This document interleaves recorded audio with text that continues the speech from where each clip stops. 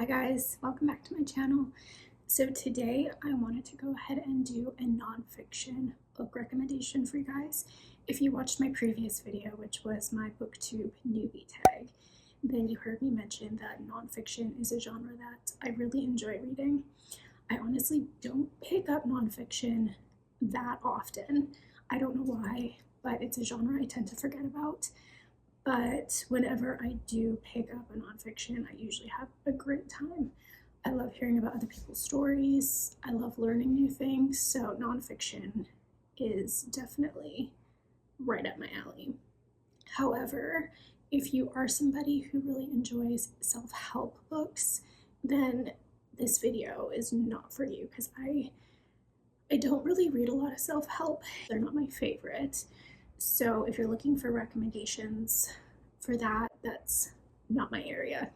So the ones that I'm going to recommend to you today, I have a couple of memoirs, and then the others are just general nonfiction ranging from a bunch of different topics. So let's get right into it.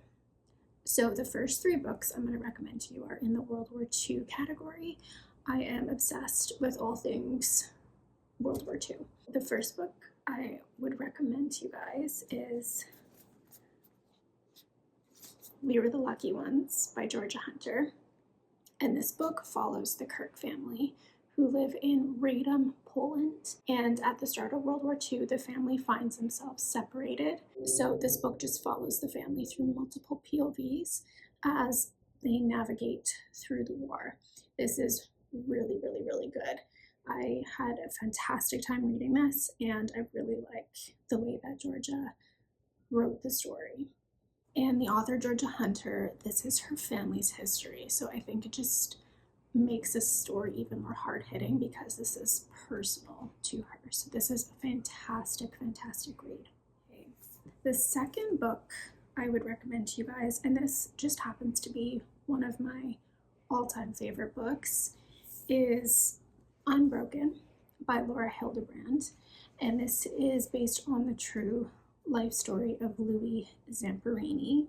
He was an Olympic athlete, but ended up being recruited into World War II and was eventually taken as a prisoner of war. So this is just his story and the trials that he went through. And this book, I just can't. This is such a journey. This is such a journey. But like I said, this is a 5-star read for me. It's one of my all-time favorite books, so I highly, highly, highly recommend this one. And the last World War II book that I'd recommend for you guys is The Diary of Anne Frank. And I just think this read is so insightful. And I just think it's one of those books that everybody should read once in their lifetime. I think it's so poignant, and I think can alter your perspective a lot through a young teenage girl's eyes during World War II. So if you've never read The Diary of Anne Frank, I would definitely recommend that it's something you put on your list. This next recommendation is actually one I heard about from Kalila here on YouTube. She's another booktuber. And when I heard her talk about this book, I was like, I have to read that. It's completely up my alley, and I loved it. I loved it. So that is The Hot Zone by Richard Preston, and this book is all about the Ebola virus and how close the US was to having an outbreak. So very scary stuff, very real stuff, and the way that this was written, I did not want to put this down. I will say during the second half of the book, it did start to fall a little flat, but I really didn't have an issue. I just think the way the book was done and the content within it is so fascinating that it's just a mind-blowing read. As far as nonfiction goes, you can't beat this book.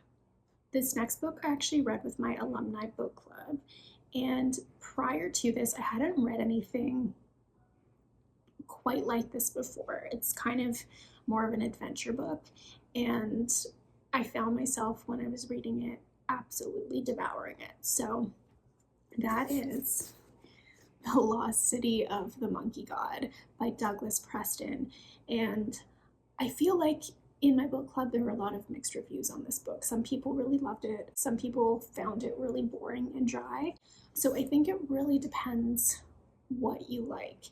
But for me, like I said, I love learning new things. I love hearing about people's stories and their adventures. And in this one, the author himself actually joins an expedition to the Amazon rainforest. And they uncover a lost civilization. They go through a lot on their journey, and they also end up contracting a mysterious illness. So there's a little bit of intrigue there as well. And I just loved every second of this book. I thought it was so great. So that's The Lost City of the Monkey God. Keeping in tune with kind of more adventure-y nonfictions, there are two other books, both by David Grann, that I read that I really loved. I don't have physical copies of either yet, but I would like to get my own copies of these two. So the first one is The Wager, and I think the title of this book sums it up perfectly. It says it's a tale of shipwreck, mutiny, and murder, and that's exactly what it's about, and it's fantastic. So the book just follows the HMS Wager. It's a Royal Navy ship, and it just goes through its journey and the craziness that ensues. So really, really, really good. And the other book by David Grann is The Lost City of Z. I believe I read this one before The Wager, and I was so impressed with David Grann's writing that I went ahead and read The Wager and loved that one as well. Hey guys, editing Kirsten here. I clearly don't know what I'm talking about. I read The Wager first and then The Lost City of Z. So, kind of like The Lost City of the Monkey God, The Lost City of Z, I'm sure everyone has heard of Z, or as it has been dubbed, Atlantis. Welcome to the city of Atlantis. The book follows explorer Percy Fawcett as he goes on multiple expeditions to uncover this lost civilization. And on his last expedition, him, his son, and his son's friend go missing. And to this day, nobody knows what happened to them. It's very mysterious and intriguing. And if that sounds like something you'd be into, I would highly recommend this read as well. Moving on, I have my two memoirs that I mentioned that I wanted to recommend to you guys. This first one I don't hear a lot about, but it's one that has stuck with me throughout the years. And this is From the Ashes by Jesse Thistle. This just follows this young man's life. He has had a lot of hardships, and this book really highlights, I think, systemic issues originating from colonialism. I live in Canada, so I think this book might resonate a little bit more with me just because of the issues that it highlights.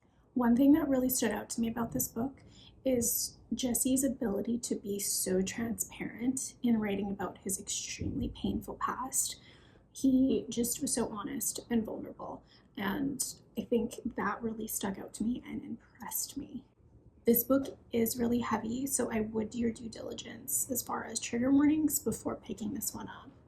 But I really do think it's a fantastic read, and I think that it's very insightful if you want to go ahead and pick it up.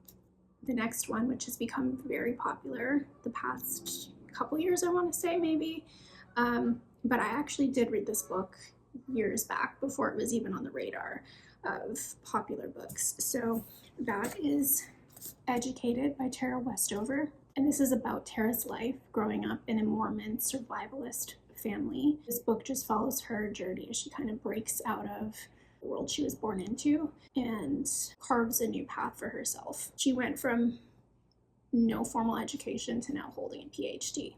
So this is just a really unforgettable, remarkable memoir that I definitely think you should get your hands on. The next one I would consider kind of a cautionary tale.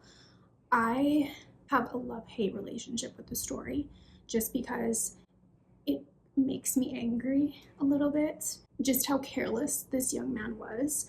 But I do think it's really important that his story is shared. So that is Into the Wild by John Krakauer, and this follows Chris McCandless as he goes off on his own journey into the Alaskan wilderness, where his body is later found in an abandoned school bus. There is a movie about this book, so if you've seen the movie, it's the story of Chris McCandless's life. This book is very tragic. I think it's very haunting, but I also think it acts as an important reminder for travelers or nomads or anyone who wants to live this kind of lifestyle to be prepared. So I definitely recommend this book. I think no matter who you are, you can get something from it. It is very sad, but it is a very good read. And my last recommendation for you guys, a lot of you might not be surprised about this one. It's a popular book, and I actually recently read it last year, and I just loved it. I just found it really moving, so I thought I would share it. And that is Tuesdays with Maury by Mitch Albom.